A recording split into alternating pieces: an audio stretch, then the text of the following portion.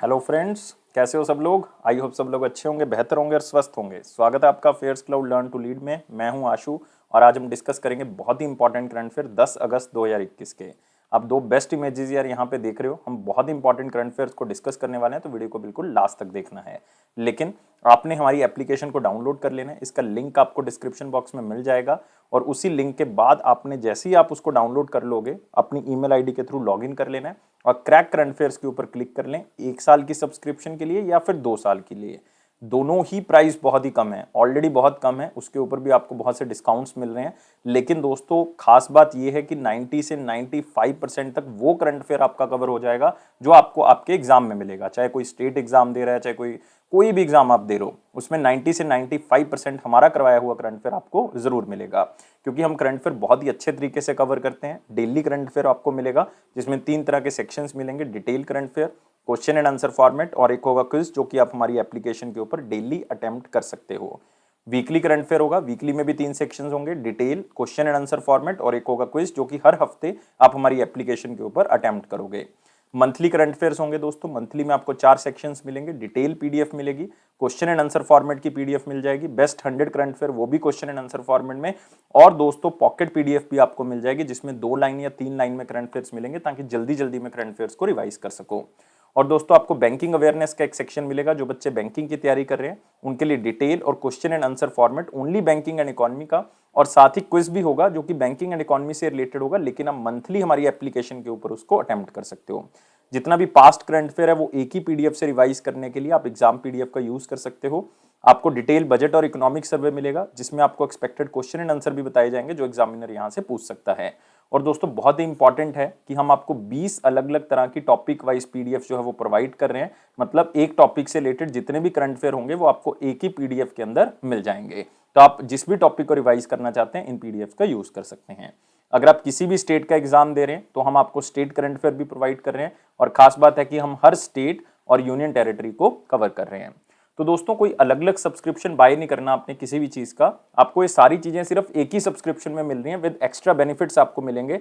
और आपने सिर्फ एप्लीकेशन को डाउनलोड करना है, लॉगिन करें ईमेल आईडी के साथ और क्रैक करंट अफेयर्स के ऊपर क्लिक करके आप 1 साल या फिर 2 साल की सब्सक्रिप्शन बाय कर सकते हैं। ऑलरेडी प्राइस बहुत कम है, ऊपर से आप कह सकते हो फ्रीडम सेल चल रही है, 70% डिस्काउंट। दोस्तों ऐसा कभी भी नहीं हुआ पूरे अफेयर्स क्लाउड की हिस्ट्री में कि हम इतना % डिस्काउंट आपको दे रहे हैं। ये सिर्फ फ्रीडम सेल मतलब इंडिपेंडेंस के टाइम पे हम ये आपको प्रोवाइड कर रहे हैं, और 7 से 16 अगस्त के बीच में मिलेगा। मतलब आज 10 तारीख है तो 6 दिन और है, मतलब लास्ट डेट 16 अगस्त आप इसको अवेल कर सकते हो और 10% एक्स्ट्रा डिस्काउंट मिल ही जाएगा अगर आप इस कोड का यूज करोगे ASH10 का।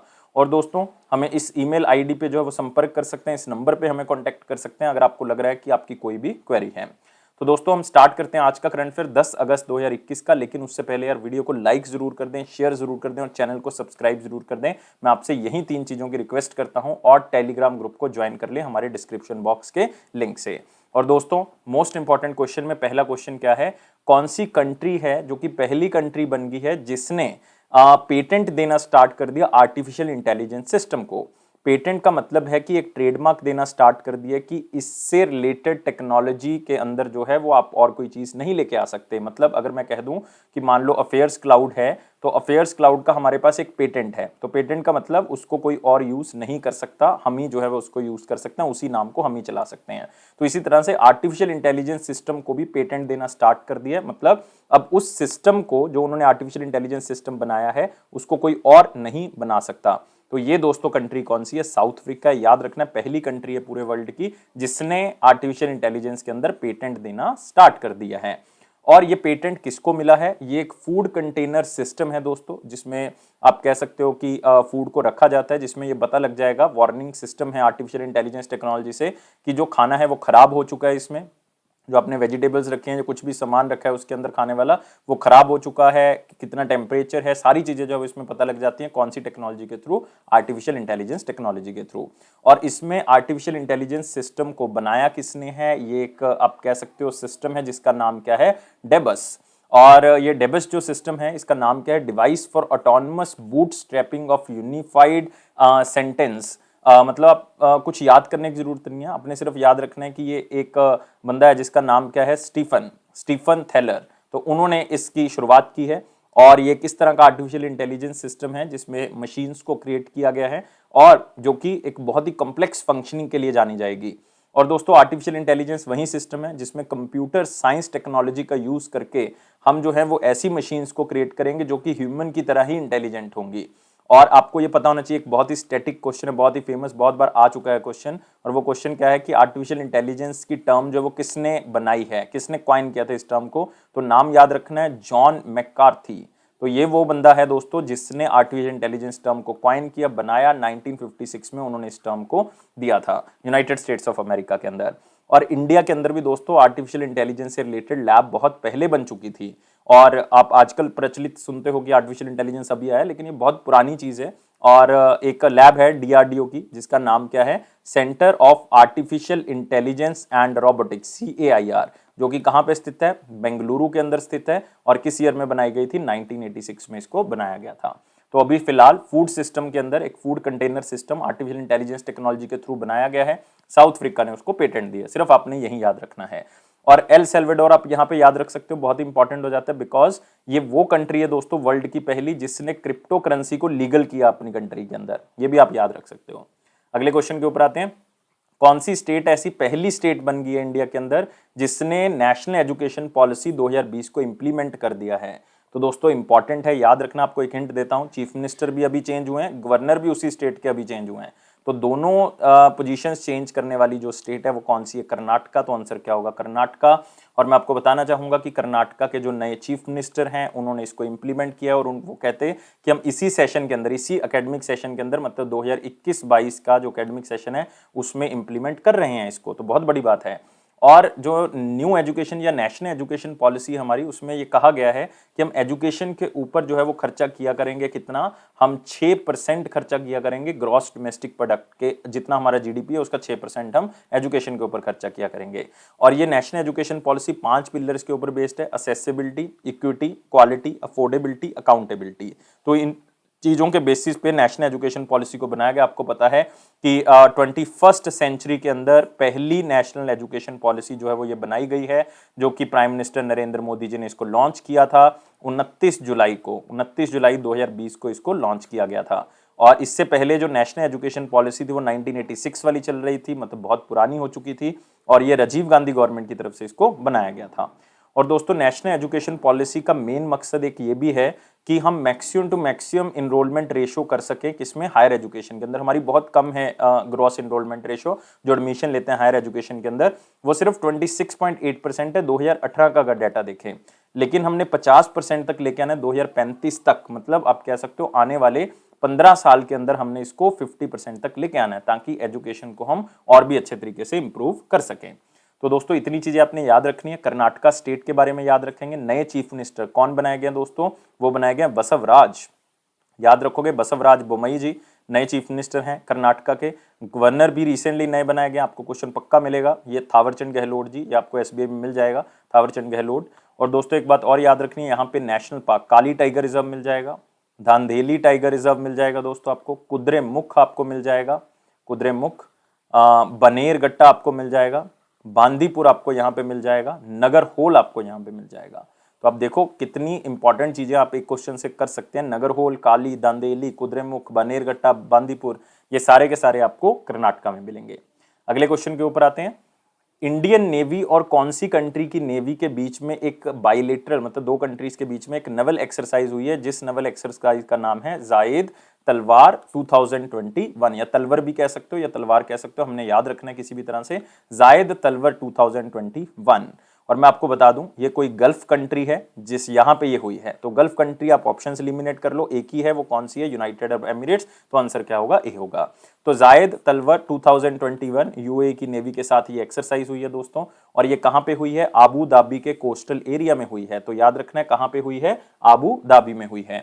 और दोस्तों ये मतलब दोनों कंट्रीज की जो नेवी है उसमें लिंक जो है वो बनाएगी आपस में, किस तरह से वो रेस्क्यू ऑपरेशन कर सकते हैं, सर्च ऑपरेशंस को आगे बढ़ा सकते हैं, वॉरफेयर ड्रिल्स कर सकते हैं, ताकि दोनों की कोऑर्डिनेशन जो है वो क्या हो जाए? इंप्रूव हो जाए। और वैसे भी यूनाइटेड अरब एमिरेट्स के साथ हमारे संबंध जो है वो इंप्रूव होते जा रहे हैं, क्योंकि एक एक्सरसाइज हम और भी करते हैं इनके साथ, जिसका नाम क्या है? Desert eagle. तो याद रखना है डेजर्ट ईगल। और डेजर्ट ईगल दोस्तों एयर एक्सरसाइज है इंडिया और यूनाइटेड अरब एमिरेट्स की। और एक बात आपने और याद रखना है, एक और एक्सरसाइज है उसका नाम है डेजर्ट फ्लैग, याद रखोगे डेजर्ट फ्लैग 6।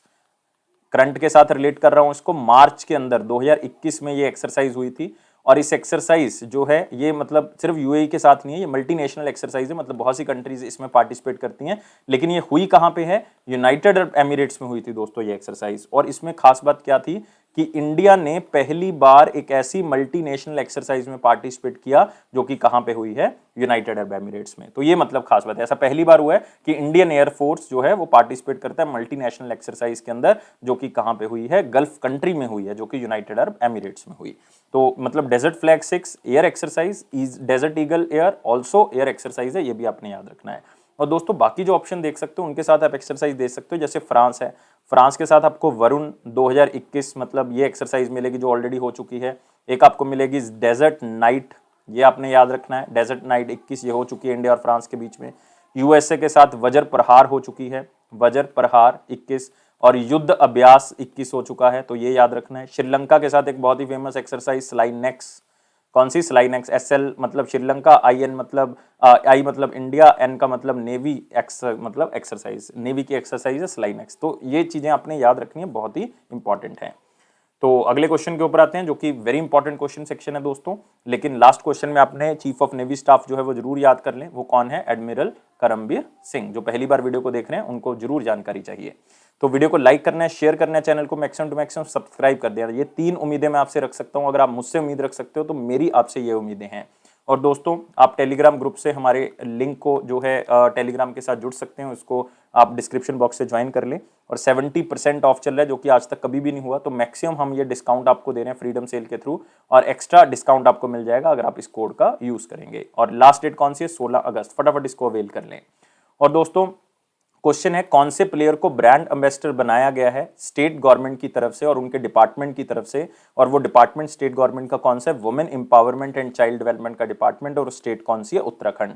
तो उत्तराखंड स्टेट के department of women empowerment and child development की तरफ से एक को ब्रांड एम्बेसडर बनाया गया है, और वो दोस्तों कौन है, वंदना कटारिया। तो याद रखना है कहाँ की प्लेयर है, हॉकी की प्लेयर है दोस्तों वंदना कटारिया, और बहुत फेमस होगी टोक्यो ओलंपिक्स के अंदर। और क्यों फेमस होगी वंदना कटारिया जी, उसके पीछे कारण है कि वंदना कटारिया ऐसी पहली इंडियन वुमेन है जिन्होंने ओलंपिक के अंदर हैट्रिक की है हॉकी में। तो ये चीज आपने याद रखनी है दोस्तों, हैट्रिक इन हॉकी ये पहली बार हुआ है किसी वुमेन के द्वारा टोक्यो ओलंपिक्स के अंदर। और उत्तराखंड गवर्नमेंट ने वैसे भी अनाउंस कर दिया कि 25 लाख रुपए जो वंदना कटारिया को मिलेंगे, क्योंकि टोक्यो ओलंपिक्स के अंदर वुमेन टीम का प्रदर्शन बहुत ही अच्छा रहा। आप कह सकते हो कि बहुत ही अच्छे से उन्होंने खेला, जिसके कारण जो है वो उनको ये 25 लाख रुपए दिए जा रहे हैं। और दोस्तों उत्तराखंड स्टेट आपके लिए वैसे भी इंपॉर्टेंट हो जाती है, क्योंकि यहाँ के चीफ मिनिस्टर जो है वो रिसेंटली अपॉइंट किए गए थे, पुष्कर सिंह धामी। मतलब एक साल के अंदर तीसरे चीफ मिनिस्टर आप कह सकते हो, पुष्कर सिंह धामी जी को लगाया गया। और दोस्तों यहाँ के गवर्नर जो हैं वो बेबी रानी मौर्य जी हैं, बेबी रानी मौर्य। और यहाँ पे आपको मिल जाएंगे नेशनल पार्क, आप देख सकते हो नंदा देवी आपको मिल जाएगा, राजा जी मिल जाएगा, valley of flowers, Jim Corbett national park, ये सारे के सारे आपको उत्तराखंड में ही मिलेंगे। और नंदा देवी तो दोस्तों एक बायोस्फीयर रिजर्व भी है। अगले क्वेश्चन के ऊपर आते हैं। एक बुक लिखी गई जिसका नाम है ए डेथ इन सोनागाची और सोनागची, जो भी नाम है, ये वेस्ट बंगाल के अंदर है दोस्तों जगह। एक नॉवल है ये, और किसने इस बुक को लिखा है, मतलब आप कह सकते हो ये एक अपने मन से उन्होंने कहानी लिखी है, फिक्शनल नॉवल है। और इसके अंदर एक उन्होंने अपने हाइपोथेटिकल माइंड से जो है वो उन्होंने इस स्टोरी को लिखा है। एक डेथ मिस्ट्री, एक आप कह सकते हो मर्डर मिस्ट्री है। और ये बुक लिखी गई है रिजुला दास, और उनकी ये पहली नॉवल है जो उन्होंने बड़े लेवल पे लिखी है। तो ए डेथ इन सोनागाची आप देख सकते हो, और रिजुला दास ने इस बुक को लिखा है। तो इसके अंदर एक मर्डर स्टोरी है एक प्रोस्टिट्यूट की, जो कि सोनागाची के अंदर रहती थी, और एक रेड लाइट डिस्ट्रिक्ट है जो कि कहां पे स्थित है, कलकत्ता के अंदर। माना जाता है कि ये पूरे एशिया का सबसे बड़ा रेड लाइट डिस्ट्रिक्ट है। और रिजुला दास जो है वो एक शॉर्ट स्टोरी ऑथर हैं वेस्ट बंगाल से, जो कि न्यूजीलैंड से बिलोंग करते हैं। लेकिन आपने सिर्फ याद रखना है, वैसे वेस्ट बंगाल से आजकल न्यूजीलैंड में रह रही हैं, लेकिन नाम जो है वो रिजुला दास, और एक याद रखना है डेथ इन सोनागाची, एक नाम अलग से है, थोड़ा सा याद रहेगा, एक टाउन अलग से है। तो बाकी जो ऑप्शंस है वो भी आप याद कर सकते हो, जैसे अशोक चक्रवर्ती जी ने रिसेंटली एक बुक लिखी थी द स्ट्रगल विद इन, याद रखना है कौन सी लिखी थी, द स्ट्रगल विद इन। तो दोस्तों इस बुक की खासियत क्या है कि ये इमरजेंसी के बारे में बताती है, जो 1975 में इंदिरा गांधी की तरफ से लगाई थी वो बताती है। जेएस इफ्तिखार, ये दोस्तों बहुत इंपॉर्टेंट है क्योंकि इसमें उर्दू पोएट्स के बारे में बताया हुआ है, उर्दू पोएट्स और राइटर्स के बारे में, खास करके उन उर्दू पोएट्स और राइटर्स के बारे में जो डेक्कन से बिलोंग करते हैं, जो साउथ इंडिया से बिलोंग करते हैं। राकेश ओम प्रकाश मेहरा, बहुत ही फेमस आप कह सकते हो कि बॉलीवुड इंडस्ट्री से बिलोंग करते हैं, इन्होंने बुक लिखी थी द स्ट्रेंजर इन मिरर, तो याद रखोगे द स्ट्रेंजर इन मिरर। तो सारे के सारे ऑप्शंस मैंने डिस्कस कर दिया ताकि आप इसको याद रख सको। कौन सी स्टेट ने ई नगर मोबाइल एप्लीकेशन और पोर्टल को लॉन्च किया है, तो नाम याद रखना है ई नगर। ई नगर मतलब हम बात करें अर्बन लोकल बॉडीज की, उनको हेल्प मिलेगी और इस मोबाइल एप्लीकेशन और पोर्टल के थ्रू अलग अलग सर्विसेज को जो है वो लोगों तक पहुंचाया जा सकता है, मतलब ई गवर्नेंस को हम और बेहतर कर सकते हैं। हम यहाँ पे बात कर रहे हैं दोस्तों विजय रूपानी जी की, और स्टेट है हमारे पास गुजरात, और हंसता हुआ चेहरा आप देख सकते हो विजय रूपानी जी का, और ई नगर मोबाइल एप्लीकेशन और पोर्टल जो है वो इन्होंने लॉन्च किया है। तो इसमें अलग अलग 10 मॉड्यूल हैं, हर मॉड्यूल में कुछ सर्विसेज हैं, और टोटल सर्विसेज कितनी दी जाएंगी, 52 सर्विसेज को जो है वो इस मॉड्यूल्स के थ्रू दिया जाएगा। इसमें अलग अलग तरह की सर्विसेज आप कह सकते हो, जैसे फायर लाइसेंस लेना आपने, इमरजेंसी सर्विसेज हैं, बिल्डिंग कोई परमिशन लेनी है आपने, आपको कोई प्रोफेशनल टैक्स पे करना है, आपने कोई प्रॉपर्टी टैक्स पे करना है, आपका कोई लाइसेंस है, तो सारी चीज़ें आपको यहाँ से मिल जाएंगी। और इसमें 170 लोकेशन मतलब 170 लोकेशंस जो हैं वो इसमें मार्क की गई हैं, जिसमें 162 म्यूनसिपैलिटीज़ हैं और 8 म्यूनसिपल कॉरपोरेशंस हैं, तो उनको भी इसके अंदर शामिल किया गया है ताकि जो भी इनसे रिलेटेड सर्विसेज होगी, जो भी इन लोकेशंस में लोग रह रहे होंगे, तो उनको कोई भी प्रॉब्लम ना आए और वो ऑनलाइन माध्यम से इस पोर्टल का यूज़ करके, ई नगर पोर्टल का अपनी सर्विसेज ले सकते हैं। तो जितनी भी सर्विसेज हैं उसमें से 52 सर्विसेज अर्बन लोकल बॉडीज की गुजरात के अंदर आपको इस पोर्टल पे मिल जाएंगी, जो कि ई गवर्नेंस और एम गवर्नेंस मतलब मोबाइल गवर्नेंस और ऑनलाइन माध्यम से जो आप गवर्नेंस को यूज़ करोगे, आप उसका लाभ उठा सकते हो। और दोस्तों इससे क्या होगा कि जो गवर्नेंस है आप कह सकते हो कि वो ट्रांसपेरेंट सिस्टम के अंदर आ जाएगी और अकाउंटेबल हो जाएगी, मतलब आप देख सकते हो, ऑनलाइन ट्रैक कर सकते हो, बहुत सी चीज़ें जो वो ऑनलाइन माध्यम से आपके लिए ईजी हो जाती है और घर बैठे उसका यूज़ कर सकते हो। इसका मतलब क्या है कि ई गवर्नेंस जो है अगर बहुत ही अच्छे तरीके से इंप्लीमेंट हो जाती है, खास करके उन एरियाज में जो बैकवर्ड हैं, तो वहां पे अगर ये सर्विसेज पहुंचने लग जाए तो हम बहुत ही जल्दी उनको एक अच्छे लेवल पे लेके आ सकते हैं। तो ये स्टेट है दोस्तों गुजरात, चीफ मिनिस्टर जो है वो विजय रूपानी जी हैं, गवर्नर जो है वो आचार्य देवव्रत आपको यहाँ पे मिलेंगे। यहाँ पे आपको नेशनल पार्क मिलेंगे, वंसदा नेशनल पार्क आपको यहाँ पे मिल जाएगा, ब्लैक बक नेशनल पार्क आपको मिल जाएगा, यहीं पे आपको दोस्तों मिलेगा गिर फॉरेस्ट, गिर नेशनल पार्क मिल जाएगा, और मेरीन नेशनल पार्क मिल जाएगा, और यहीं पे आपको वाइल्ड एस सेंचुरी भी मिलेगी, जंगली गधों की एक सेंचुरी मिल जाएगी। तो दोस्तों याद रखना बहुत ही इंपॉर्टेंट है। अगला क्वेश्चन है किस सोशल वर्कर के नाम पे जो है, जो हमारे वाइस प्रेसिडेंट है वेंकैया नायडू जी, उन्होंने एक पोस्टेज स्टैंप को रिलीज किया है, और बहुत ही फेमस सोशल वर्कर रहे हैं अपने टाइम पीरियड पे, और उनका नाम क्या है, माननीय चमन लाल जी। तो आपने सिर्फ चमन लाल जी नाम याद कर लें, उनके नाम से एक पोस्टेज स्टैंप जो है वो जारी की गई है। और दोस्तों ये वेंकैया नायडू जी की तरफ से जारी की गई है। 1920 में जो है वो उनका जन्म हुआ था सियालकोट के अंदर, जो कि आजकल कहाँ पे है, पाकिस्तान में। और इन्होंने दोस्तों इंडियंस जो अब्रॉड में रह रहे हैं उनके लिए बहुत बड़े काम किए हैं, और खास करके इंडिया की जो फॉरेन पॉलिसी है, क्या क्या उसके गोल्स होने चाहिए, उसको अचीव करवाने में भी इनका बहुत बड़ा रोल है। और मैं आपको बता दूं कि जो अनसंग हीरोज हैं हमारे, मतलब आज़ादी के टाइम पीरियड पे आप कह सकते हो, या किसी और सहायता में उन्होंने जो है वो सहायता की है, किसी और काम में सहायता की है, तो उनके लिए डिपार्टमेंट ऑफ पोस्ट, याद रखना है डिपार्टमेंट ऑफ पोस्ट, जो कि मिनिस्ट्री ऑफ कम्युनिकेशन के अंदर आता है, वो ये पोस्टेज स्टैम्प जो है वो जारी करता है उनको याद करने के लिए। और मिनिस्ट्री ऑफ कम्युनिकेशन की जब हम बात करते हैं तो बहुत ही फेमस इस बार के यूनियन मिनिस्टर जो है हमारे पास, वो कौन है, अश्विनी वैष्णव। तो याद रखना है दोस्तों, ये one of the most important minister हैं, और ये राज्यसभा के मेंबर हैं करंटली, कॉन्स्टिट्यूएंसी इनकी उड़ीसा है। तो ये दोस्तों चीज़ें याद रख लेनी है, जो भी मैंने आपको बताई हैं बहुत ही इंपॉर्टेंट है। और दोस्तों बाकी जो नाम देख रहे हो ये हिस्टोरिकल पॉइंट ऑफ व्यू से आप देख सकते हो, जैसे विनोबा भावे जी का नाम देख रहे हो, 1940 में, क्योंकि गांधी जी के साथ ही रहते थे, तो विनोबा भावे जी 1940 में जब इंडिविजुअल सत्याग्रह स्टार्ट हुआ था अगस्त ऑफर के बाद, तो ये पहले पर्सन थे जिन्होंने उसको स्टार्ट किया था, विनोबा भावे ने। ज्योतिबा फूले, जो कि आप कह सकते हो बहुत ही फेमस सोशल वर्कर तो रही हैं, इन्होंने डिप्रेस क्लास को ऊपर उठाने में बहुत बड़ा काम किया है, मतलब आप कह सकते हो कि भीमराव अंबेडकर से पहले जो बंदा डिप्रेस क्लास को ऊपर उठाने के लिए बहुत जोर लगा रहा था वो ज्योतिबा फूले थे। इन्होंने एक बुक भी लिखी है गुलामगिरी, बहुत ही फेमस है, और इन्होंने एक सोसाइटी बनाई थी दोस्तों जिसका नाम क्या था, सत्याशोधक समाज, सत्याशोधक समाज। ये क्वेश्चन बहुत बार आता है, ज्योतिबा फूले ने इसको बनाया था ताकि हम जो निचली जाति के लोग हैं उनको हम क्या कर सकें, अपलिफ्ट कर सकें, अपलिफ्ट कर सकें। तो ये चीज को आपने याद रखना है। और दोस्तों एक बात और कहना चाहूँगा कि जब भी हम बात करते हैं कास्ट सिस्टम की, तो कास्ट सिस्टम के बेसिस पे चीज़ें नहीं होनी चाहिए हमेशा। ये मेरे ख्याल से जितना भी यूथ है जो मेरे साथ जुड़ा हुआ है होगा, या जितने भी लोग वीडियो को देख रहे होंगे, वो सारे, या मैं कह सकता हूँ कि मैक्सिमम टू मैक्सिमम लोग इस से संबंध रखते होंगे कि हाँ यार, ये कास्ट सिस्टम जो है वो चीज़ों को क्या कर रहा है, इंडिया के अंदर बहुत ही ज़्यादा खराब कर रहा है। और इसी कास्ट सिस्टम का फायदा उठा के पॉलिटिशियंस जो हैं वो आगे बढ़ रहे हैं, और इसी के कारण हम लोग जो हैं वो पीछे जा रहे हैं। तो हमें आने वाली जनरेशन के अंदर, खास करके जो जनरेशन हमारी है, तो उसके अंदर हमें इसको खत्म करना होगा किसी ना किसी तरह से। हमें कास्ट सिस्टम के बेसिस पे चीजें नहीं करनी है। लाइक जिस तरह से हमारा पुराना सिस्टम कहता था, लाइक हम कह सकते हैं कि अर्ली वैदिक जो पीरियड था जिसमें कास्ट सिस्टम नहीं था, तो हमें उस तरह से चलना होगा।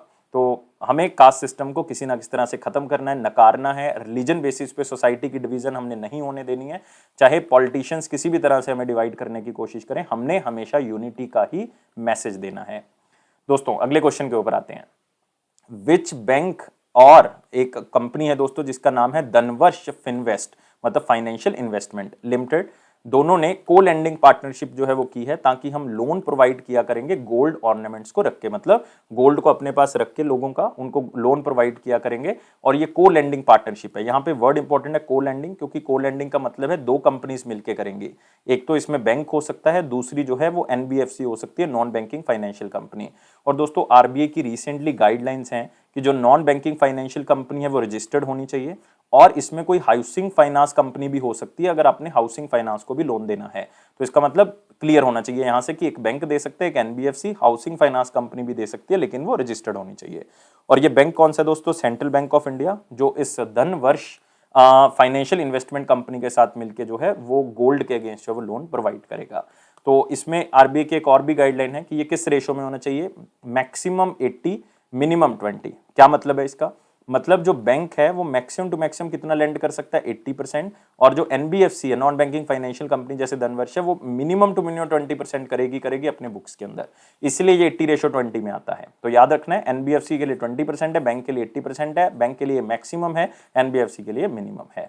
और इससे micro, small and medium enterprises को फायदा होगा, क्योंकि ऑलरेडी वो कोविड के कारण डेट में है। और दोस्तों सेंट्रल बैंक ऑफ इंडिया के बारे में जरूर याद रखना है, 1911 में इसको बनाया गया था। हेडक्वार्टर इसका मुंबई महाराष्ट्र में है, और एमडी और सीईओ एमवी राव हैं, एमवी राव। और दोस्तों ये इंडिया का पहला फर्स्ट इंडियन कमर्शियल बैंक है जो कि fully owned and manage by Indians था, जिसको ओन भी, मतलब जिसकी ऑनरशिप भी इंडियंस के पास थी और मैनेज भी इंडियंस करते थे। ये फर्स्ट इंडिया का कमर्शियल बैंक है।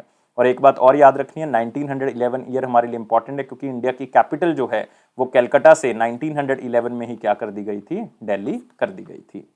और दोस्तों अगले क्वेश्चन के ऊपर बढ़ते हैं। Union minister of social justice and empowerment ने एक पोर्टल लॉन्च किया है, एक मोबाइल एप्लीकेशन भी लॉन्च की है स्किल डेवलपमेंट स्कीम्स के लिए, ताकि जो लोगों की स्किल डेवलपमेंट स्कीम चल रही है उनका लाभ जो है वो लोगों को मिल सके इस पोर्टल और मोबाइल एप्लीकेशन के ऊपर रजिस्टर करवा के। और दोस्तों इसका नाम है पीएम दक्ष। तो आपको पता होना चाहिए प्राइम मिनिस्टर मोदी जी ने इसको जो है वो स्पेशली लॉन्च किया था, प्राइम मिनिस्टर दक्ष स्कीम को। और ये पोर्टल और मोबाइल एप्लीकेशन लॉन्च की गई है। इसका मतलब है प्रधानमंत्री दक्षता और कुशलता संपन्न हितग्राही योजना। और इस योजना के तहत जो है वो हम क्या करेंगे, इस पोर्टल और इस मोबाइल एप्लीकेशन के ऊपर रजिस्ट्रेशन करवा लेंगे उनकी, जो स्किल प्रोवाइड करना चाहते हैं, और उनको फ्री ऑफ कॉस्ट, मतलब सरकार उनसे कोई पैसा नहीं लेगी, गवर्नमेंट की तरफ से फ्री ऑफ कॉस्ट जो है वो ट्रेनिंग प्रोवाइड की जाएगी, ताकि उनको एक पर्टिकुलर जगह पे हम स्किल प्रोवाइड कर सकें। और 18 से लेकर 45 साल जो है वो इसकी एलिजिबिलिटी है, मतलब इसके बीच की अगर एज है तो आप इसमें इनरोल हो सकते हैं। और ये जो पीएम दक्ष नेशनल एक्शन प्लान के अंदर 2020-21 में ministry of social justice and empowerment की तरफ से लॉन्च किया गया था, ताकि टारगेट ग्रुप्स को कवर कर सके, जैसे कि आप कह सकते हो शेड्यूल कास्ट हैं, ओबीसी हैं, शेड्यूल ट्राइब्स हैं, इकोनॉमिकली बैकवर्ड क्लास हैं, आप कह सकते हो सफाई कर्मचारी हैं। तो इनको जो है वो इसमें शामिल किया गया है, ताकि इनको ट्रेनिंग प्रोवाइड की जा सके। और जब ये ट्रेनिंग लेंगे तो अपना काम भी छोड़ेंगे, तो इनको 1000 से लेकर 1500 रुपये महीना जो है वो हर ट्रेनिंग को मिलेंगे। जबकि अगर वो कोई पहले से काम कर रहा था वो छोड़ रहे, उसको एक्स्ट्रा पैसे भी जो है यहाँ पे दिए जाएंगे। तो ministry of social justice and empowerment का जो एक लक्ष्य रखा गया है वो क्या रखा गया है कि 2.7 लाख लोगों को हमने अगले 5 साल के अंदर जो है वो हमने ट्रेनिंग प्रोवाइड करनी है। और स्पेशली 2021-22 के अंदर हमने जो है वो ऑलमोस्ट आप कह सकते हो 50,000 लोगों को ये ट्रेनिंग प्रोवाइड करनी है। ये लक्ष्य जो है इसके अंदर रखा गया है। और जब मैं मिनिस्ट्री ऑफ सोशल जस्टिस और एम्पावरमेंट की बात करता हूं तो मैं बात करता हूं वीरेंद्र कुमार जी की। तो आपने याद रखना है किसकी बात कर रहा हूं, वीरेंद्र कुमार जी की। और वीरेंद्र कुमार जी की कॉन्स्टिट्यूएंसी जरूर याद रखें, ये कौन सी है, टीकमगढ़। टीकमगढ़ कहां पे है दोस्तों, टीकमगढ़ मध्य प्रदेश के अंदर। ये वीरेंद्र कुमार जी की कॉन्स्टिट्यूएंसी है, जो यूनियन मिनिस्टर हैं सोशल जस्टिस और एम्पावरमेंट के। तो सारी चीजें कवर हो चुकी हैं। अगले क्वेश्चन के ऊपर बढ़ सकते हैं, जो कि पिक्चर से आप करोगे। क्विट इंडिया मूवमेंट, तो सारे बच्चों को पता है भारत छोड़ो आंदोलन 8 अगस्त 2021 को हम जो हैं वो इसकी एनिवर्सरी सेलिब्रेट कर रहे हैं। 79th नंबर की एनिवर्सरी सेलिब्रेट हो रही है दोस्तों। क्यों क्विट इंडिया मूवमेंट 8 अगस्त को ही मनाई जाती है, इसके पीछे कारण है क्योंकि 8 अगस्त 1942 में क्विट इंडिया मूवमेंट स्टार्ट हुई थी। कहां से, कांग्रेस का सेशन चल रहा था, कहां पे दोस्तों, बॉम्बे के अंदर।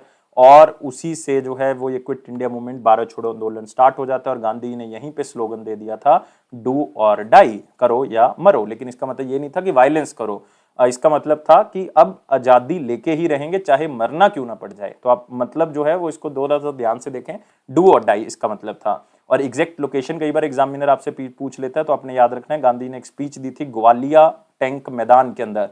तो वहां से ये एक्चुअल में मूवमेंट जो है वो क्या होती है, स्टार्ट होती है। तो याद रखना है 79th नंबर की एनिवर्सरी है। हम ये इसलिए रिमेंबर मतलब याद करते हैं ताकि जिन्होंने मतलब फ्रीडम फाइटर जिन्होंने अपनी जान दे दी फ्रीडम स्ट्रगल के लिए, उनको हम जो है वो अपना ट्रिब्यूट पे करते हैं। इसको अगस्त क्रांति दिवस भी कहा जाता है, इंडिया अगस्त मूवमेंट कहा जाता है, क्योंकि ये कौन से महीने में स्टार्ट हुई थी, अगस्त के महीने में स्टार्ट हुई थी। तो बहुत बड़ा रोल आजादी में कौन सी मूवमेंट का, quit India movement. 79th anniversary हमने सेलिब्रेट की है। नेक्स्ट आते हैं, अपॉइंटमेंट कमेटी की तरफ से कैबिनेट ने जो जो अपॉइंटमेंट कमेटी है कैबिनेट की, उन्होंने 1 साल का टाइम पीरियड जो है वो बढ़ा दिया है, किसका, कैबिनेट सेक्रेटरी का। तो आपने बताना है कि कौन है करंटली कैबिनेट सेक्रेटरी। तो हम ऑप्शंस को एलिमिनेट करते हैं। अजय कुमार भल्ला जी जो हैं वो बेसिकली कहां के सेक्रेटरी हैं, वो आपको मिलेंगे होम सेक्रेटरी। और राजीव गौबा जी, बिल्कुल ये आपके पास क्या है, कैबिनेट सेक्रेटरी। और हर्षवर्धन श्रृंगला जी, ये आपके पास फॉरेन अफेयर सेक्रेटरी हैं, तो इसका मतलब फॉरेन मिनिस्ट्री के अंदर हो गए। टीवी सोमनाथन, ये आपके पास फाइनेंस सेक्रेटरी हैं। तो आपको पूछा गया है कैबिनेट सेक्रेटरी, तो आंसर क्या होगा, बी। तो आंसर होगा राजीव गौबा। तो आप देख सकते हो राजीव गौबा जी, तो उनका टाइम पीरियड 1 साल का एक्सटेंड कर दिया गया। और आपको पता होना चाहिए कि जो चीफ सेक्रेटरी की दोस्तों पोस्ट होती है, वो सीनियर मोस्ट पोस्ट होती है इंडियन एडमिनिस्ट्रेटिव सर्विसेज के अंदर।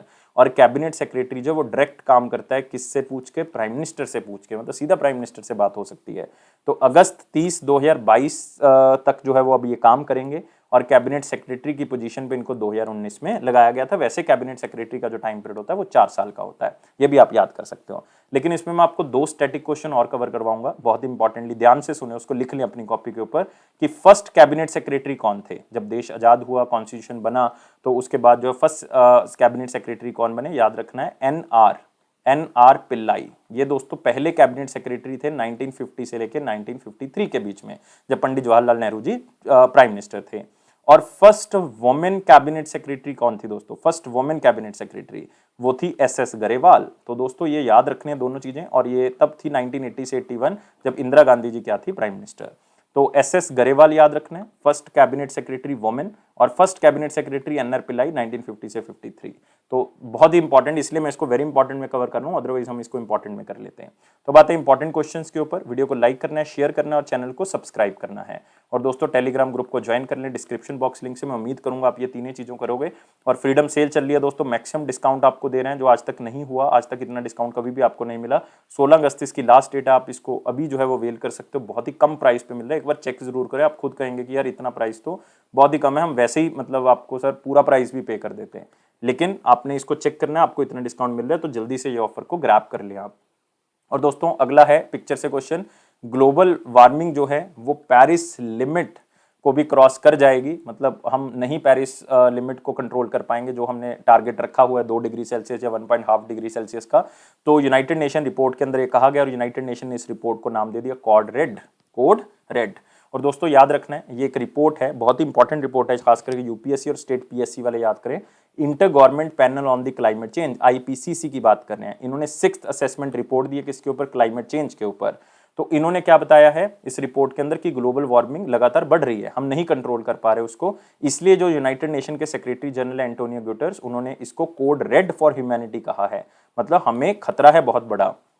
और इवन इसमें 5 सिनेरियोज बताए गए, 5 अलग अलग डेटा बताए गए हैं, जिसमें यह बताया गया है कि अगर हम कार्बन एमिशन को कंट्रोल भी कर रहे हैं, जिस पेस से भी चल रहा है, फिर भी हम जो है वो 1.5 डिग्री सेल्सियस का जो टारगेट है उसको नहीं पूरा कर पाएंगे, और हम 1.5 डिग्री सेल्सियस को बहुत ही जल्दी अचीव कर लेंगे। मतलब कह सकते हो, अचीव नहीं कह सकता मैं इसको, क्योंकि 1.5 डिग्री सेल्सियस को हमने टेम्परेचर को बढ़ने नहीं देना, लेकिन वो कह रहे हैं कि 2030 में या 2030 वाले जितने भी साल हैं उसमें ये टेम्परेचर राइज कर ही जाएगा। मतलब हम कितनी भी कोशिश कर लें, अगर इसी तरह से कार्बन एमिशन चलती रहे फ्यूचर में 1.5 डिग्री सेल्सियस टेम्परेचर तो 2030 या 2030 के आसपास जो है वो इंक्रीज हो ही जाना है, जो कि बहुत नुकसानदेह है। क्योंकि अगर ये ऐसा हो जाता है तो इसमें क्या होगा, सी लेवल राइज हो जाएगा, गर्मी बढ़ जाएगी, तो इसका मतलब ग्लेशियर मेल्ट हो जाएंगे, पानी का लेवल बढ़ जाएगा, जो हमारे पास आइस शीट्स हैं वो सारी की सारी खत्म हो जाएंगी, हीट वेव्स बढ़ेंगी और अकाल पड़ने स्टार्ट हो जाएंगे। आप कह सकते हो कि बाढ़ आनी स्टार्ट हो जाएगी, ट्रॉपिकल साइक्लोन्स आया करेंगे, चक्रवात आने स्टार्ट हो जाएंगे, तो ये सारी चीजें आनी स्टार्ट हो जाएंगी। और ये भी कहा है कि अगर बहुत ज्यादा कार्बन एमिशन होने लगी तो ऐसा भी टाइम आएगा कि 2100 तक पहुंचते पहुंचते 5.7 डिग्री सेल्सियस जो है वो टेम्परेचर क्या कर जाए, राइज कर जाए। मतलब ये तो बहुत बड़ी बात है यार, इतना टेम्परेचर, मतलब 1.5 से अगर बहुत ज्यादा चीजें हो सकती हैं तो 5.7 से सोच सकते हो कितना हो सकता है। और मतलब 21st सेंचुरी के लास्ट तक तो आप कह सकते हो कि 3.3 डिग्री सेल्सियस तक जो है वो आपको मतलब धरती और गर्म दिखेगी। तो मतलब ये बहुत ही बड़ी बात है कि हमें इस कार्बन एमिशन के ऊपर रोक लगानी होगी दोस्तों, किसी तरह से हमें रिन्यूएबल एनर्जी को यूज करना होगा। और ये सिर्फ सरकार के लिए नहीं है, हमारे लिए भी है, हमें भी जो है वो इसके ऊपर कॉन्ट्रीब्यूशन देना होगा। और आईपीसीसी के बारे में याद रखना है, inter government panel on climate change. दोस्तों इसको यूनाइटेड नेशन की तरफ से जो है वो अलग अलग तरह के साइंटिस्ट 234 मतलब 234 साइंटिस्ट 66 नेशन से जो चुने जाते हैं, जो कि काम क्या करते हैं, 14,000 रिसर्च पेपर्स को ये खंगालते हैं, देखते हैं कि क्या क्या रिसर्च हुई है क्लाइमेट के बारे में पिछले 5 साल के अंदर, फिर उसके अकॉर्डिंग एक डाटा जो है वो तैयार किया जाता है।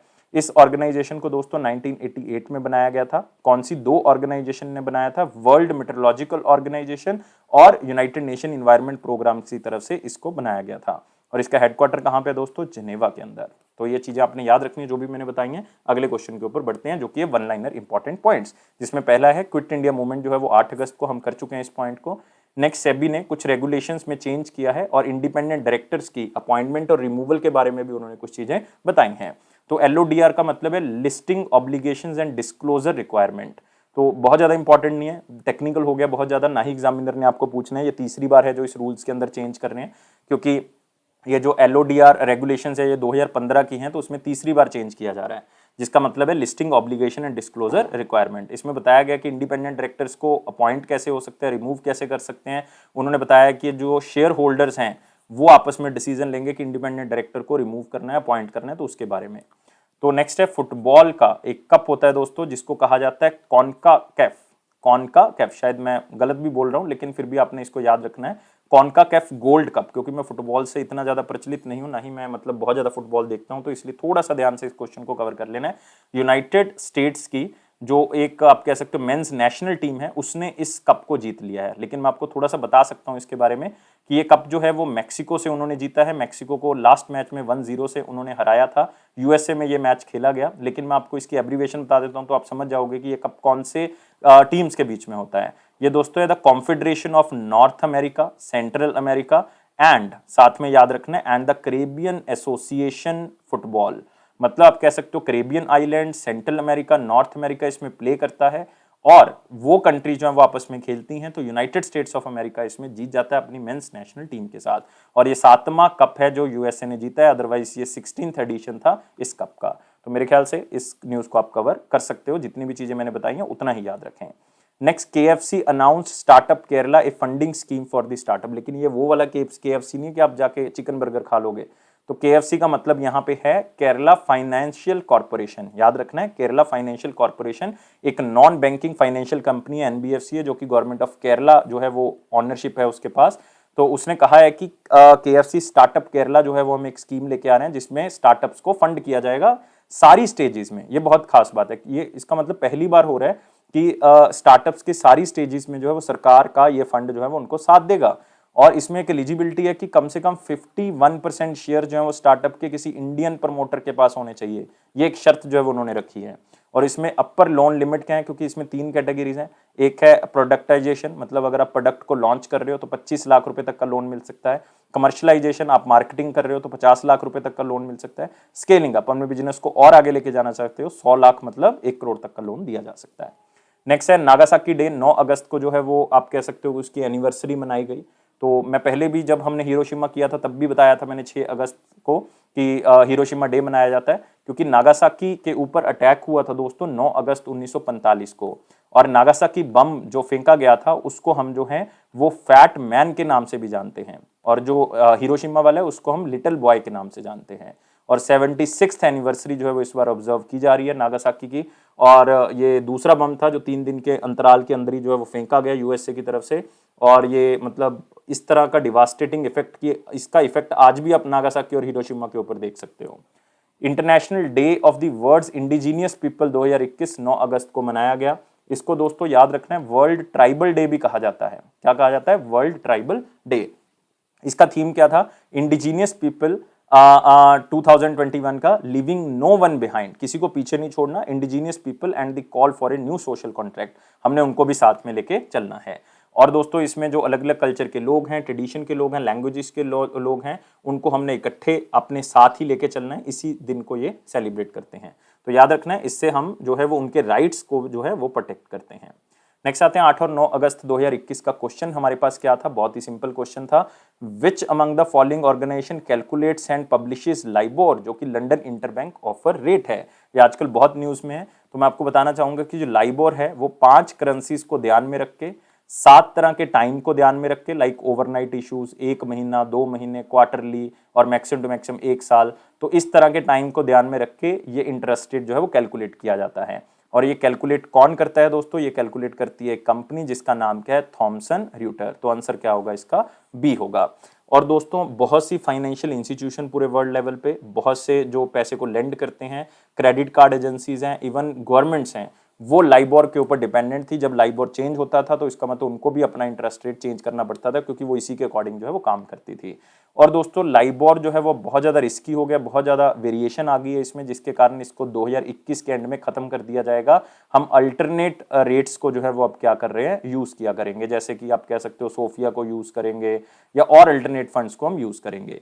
तो इसीलिए जो है वो आप कह सकते हो कि रिस्क कम करने के लिए रिस्क फ्री रेट्स को जो है वो चुना जाएगा, लाइबोर डिसकंटिन्यू हो जाएगा। तो इसलिए क्वेश्चन जो है वो इंपॉर्टेंट हो जाता है, क्योंकि आजकल न्यूज़ में है। तो क्वेश्चन ऑफ द डे क्या कहता है? क्वेश्चन कहता है कि इनमें से कौन सी इंश्योरेंस कंपनी सबसे पुरानी है? Oldest insurance company of India. बहुत ही सिंपल यार क्वेश्चन पूछ लिया, और आंसर मेरे ख्याल से सारे बच्चे देंगे। और मैं सारे बच्चों से कहना चाहूंगा, जितने भी वीडियो देख रहे हैं लाइक जरूर करना अपने वीडियो को। और दोस्तों लाइक, शेयर और सब्सक्राइब, शेयर यार मैक्सिमम टू मैक्सिमम कर दें, बच्चे ज्यादा से ज्यादा फायदा इसका ले सकें। बेल बटन को प्रेस कर दें, टेलीग्राम ग्रुप को ज्वाइन कर लें डिस्क्रिप्शन बॉक्स से। और दोस्तों ये अफेयर्स क्लाउड का प्रॉमिस है कि आपका कॉन्फिडेंस जरूर इंक्रीज करेगा। और जो बच्चे देख रहे हैं एक मंथ से, मैं उनसे भी पूछना चाहूंगा कि आपका कॉन्फिडेंस इंक्रीज हुआ है या नहीं, हमें फीडबैक जरूर दें। और दोस्तों आपको 10% एक्स्ट्रा डिस्काउंट भी मिलेगा किसी भी सब्सक्रिप्शन के ऊपर, चाहे 1 साल की चाहे 2 साल की, अगर आप इस कोड का यूज करेंगे SH10। और मैं सारे बच्चों से कहना चाहूंगा, फ्रीडम सेल चल रही है, 70% डिस्काउंट मिल रहा है, जो कि मैक्सिमम है, आज तक कभी नहीं हुआ। तो बहुत ही कम प्राइस पे आपको ये मिल जाएगा, ऑलरेडी बहुत कम है था, इस सेल के बाद तो और भी कम हो गया है। 16 अगस्त इसकी लास्ट डेट है, तो आप मैक्सिमम टू मैक्सिमम बेनिफिट इसका उठा सकते हैं। और जो बच्चे करंट अफेयर स्टार्ट कर रहे हैं तो मैं उनसे रिक्वेस्ट करूंगा कि जो 2 साल का करंट अफेयर जो बाय करेंगे उनको बहुत ज्यादा फायदा होगा। अगर आप अभी से करंट अफेयर स्टार्ट कर रहे हो तो आपको बहुत ज्यादा फायदा मिलने वाला है। और दोस्तों आप इस कोड का यूज कर सकते हैं मैक्सिमम डिस्काउंट और लेने के लिए। लेकिन हमेशा खुश रहें, खुश रहोगे तो इसका मतलब क्या होगा? आपका एग्जाम जल्दी क्लियर होगा। खुश रहोगे, सामने वाला खुश रहेगा, आप भी खुश रहेंगे। तो इसका मतलब एक आप पॉजिटिव एनवायरनमेंट को क्रिएट कर सकते हो सिर्फ एक स्माइल से। तो इसका मतलब है लाइफ को बहुत ज्यादा सीरियस लेके काम नहीं करेंगे। Thank you guys, take care and bye.